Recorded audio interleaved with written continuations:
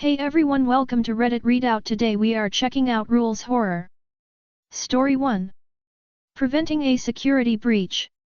A place to share scary stories which contain a set of rules to follow. Hello, employee, and congratulations on completion of your probationary term within acceptable injury levels. Our technical staffing currently exceeds the company's needs, however, so until further notice you have been assigned a night shift with our Legacy Items Extraordinary Security Division. If you have any concerns or objections to this assignment, you can always forward a message to our Complaints Department ***. Establishment of the Complaints Department pending. Your assignment will involve the careful monitoring and handling of one of our irreplaceable legacy items, Item 3. Item 3 is over 50 years old, so extra care must be taken by all Legacy Items Extraordinary Security personnel so as not to damage the item, or be injured by the item in the event that it comes into physical contact with personnel. Due to recent discoveries made by your predecessors, we are happy to inform you that Item 3 is accompanied by the newly identified Item 8 and Item 9. Items 8 and 9 are not legacy items. What follows is the updated list of rules specific to the handling of items 3, 8, and 9 as of April 22, 2045. Please memorize these rules. Failure to memorize these rules may result in physical or psychological injury, such as is listed on pages 86 through 102 of your employment contract. Please remember that in signing your employment contract in triplicate, you have agreed not to pursue legal action against the company for any of the defined injuries or phenomena, and above all else, you have agreed not to disclose any sensitive information or specifications of our items to anyone outside of your division. Thank you, and have a very safe employment. Do not touch Item 3. Do not attempt to communicate with Item 3. Avoid eye contact with Item 3. Item 3 is to be kept under 24-hour surveillance by human eyes. Electronic surveillance cannot be trusted anymore. In the event of a breach, Item 3 is to be neutralized with controlled shocks and returned to its containment chamber. Following handling of Item 3 after a neutralization, involved personnel are to submit to a deep clean decontamination shower immediately. Item 3's vocalizations are to be ignored. Digital locks are not to be installed on Item 3's containment chamber. Item 3 is not to be cleaned by any means or under any circumstances, unless contradicted by at least 5 psych eval personnel. During study sessions of Item 3, 2 additional personnel are to monitor all technical personnel involved and ignore Item 3. Irregular behavior or sudden movements are to be met with physical restraining and detainment of all involved technical personnel. Detained personnel are to be held in the clean room until psychological evaluation personnel have arrived. During psychological evaluation, security personnel are to obey all instructions given by psych eval personnel, up to and including termination of compromised technical personnel, as elaborated on in pages 188 through 192 of Employment Contract. Item 3 is a physical object, however, Items 8 and 9 are not, and their presence has necessitated the updated security procedures and rules. The rules regarding Item 8 are as follows. Ignore all electronic messages from blank contacts. Ignore all electronic messages from contacts with any of the following words in their names: rabbit, gold, yellow, bunny, white, mask, spring, help, me. Do not block these contacts, only ignore the messages. If live electronic surveillance footage begins to flicker for longer than a quarter of a second, unplug the affected monitor and replace it immediately. Affected monitors are to be left in the surveillance office and reported to technical staff for pickup in the morning. Work computers are not to be used for personal files under any circumstances. Portable storage drives are prohibited. Do not attempt to communicate with Item 8. Do not acknowledge any perceived direct communication attempts from Item 8. Do not make eye contact with any digital entities that do not match personnel descriptors. The rules regarding Item 9 are as follows. Ignore all apparitions of a woman in a rabbit costume. Avoid all forms of communication with any apparitions of a woman in a rabbit costume. Report any personnel seen to be communicating with the empty air. Show no reaction to suspected hallucinations or apparitions. If experiencing persistent hallucinations or apparitions, report to Psych Eval for assessment. Do not say the name Jeremy while in the presence of item 3. Watch for signs of tampering with electronic data, such as file names.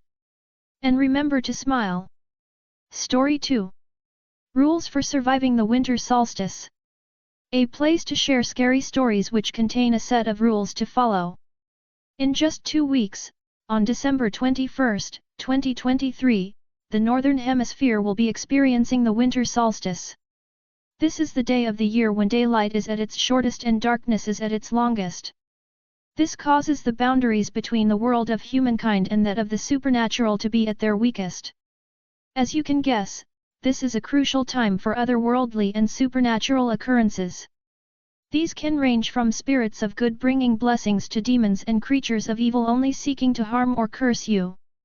Please follow this guide carefully to increase your chance of surviving this time of year and possibly receive some good fortune in the months ahead. Do note, however, that the spirits are incredibly fickle in their dealings with mortals, and your survival is never guaranteed. Before we proceed, make sure to have the materials listed below on hand. Now would be a good time to stock up on anything you're missing. A source of light to guide your way in the dark. Preferably, you will want a candle or lantern. A flashlight would be less suitable, but I must advise against using your smartphone. The spirits might take your technology as you're mocking their power on one of their most sacred occasions, and you would not want to earn their ire. Even the noble ones can have quite a temper when they feel challenged or disrespected. Silver. The beings that can travel between the natural and supernatural domains on the night of the winter solstice are particularly sensitive to silver. It has a potency to attract the good and ward off the evil, and that potency increases with the quantity and purity of silver present. An offering of food. If you wish to attract the spirits of good fortune, it never hurts to present them with a sign of your good intentions, respect, and welcoming.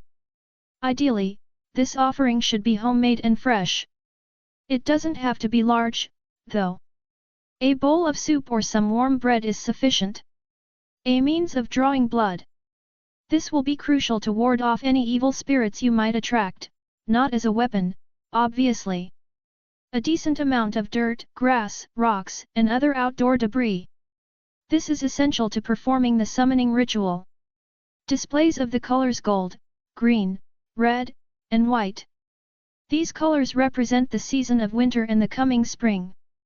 They represent your commitment to this ritual and reverence for the natural world. Now that you are sufficiently prepared, here are the rules.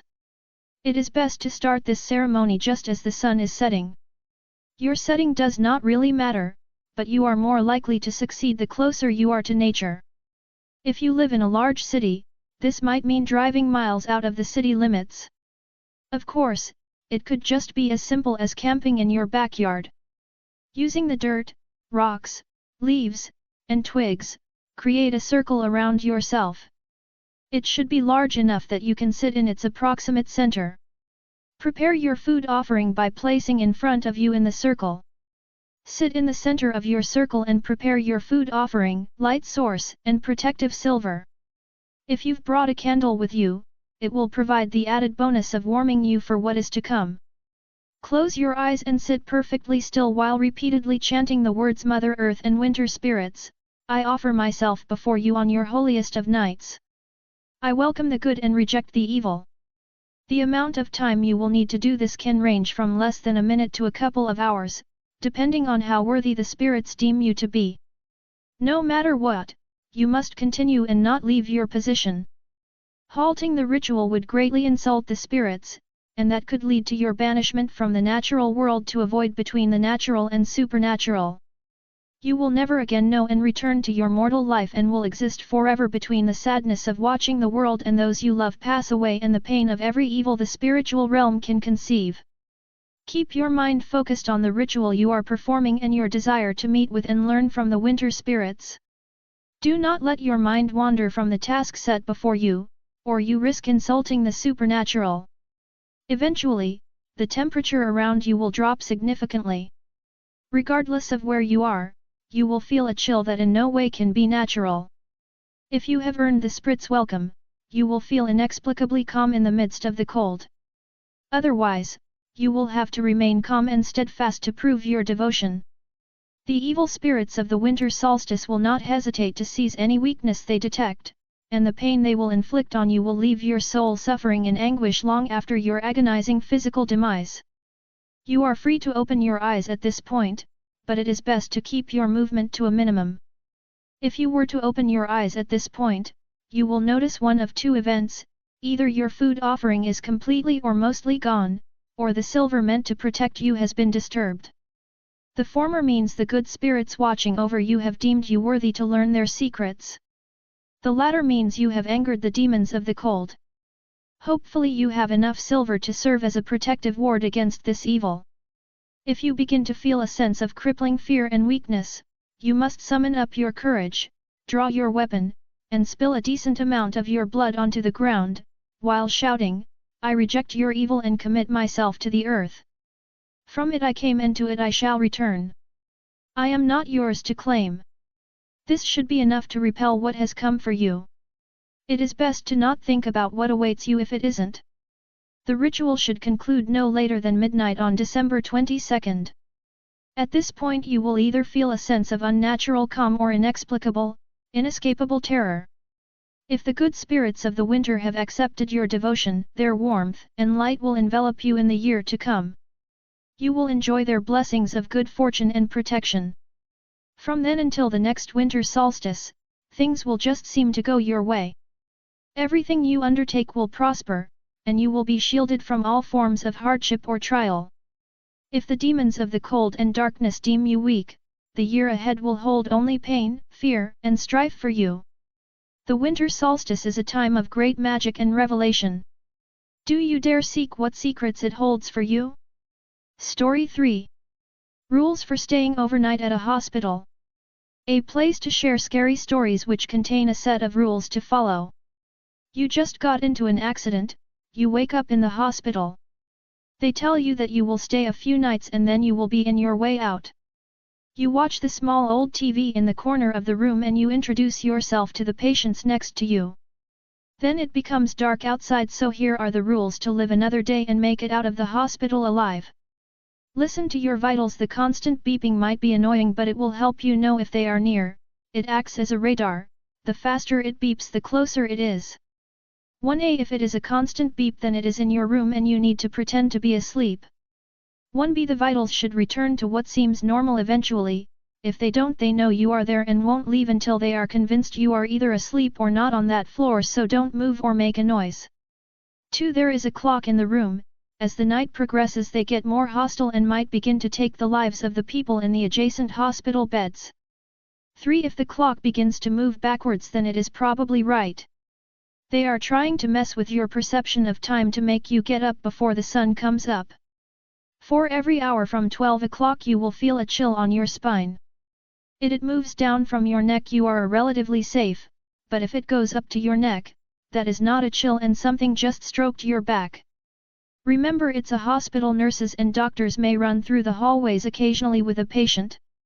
5. If you see a set of 2 or more bead-like eyes looking at you, stare at them until they go away.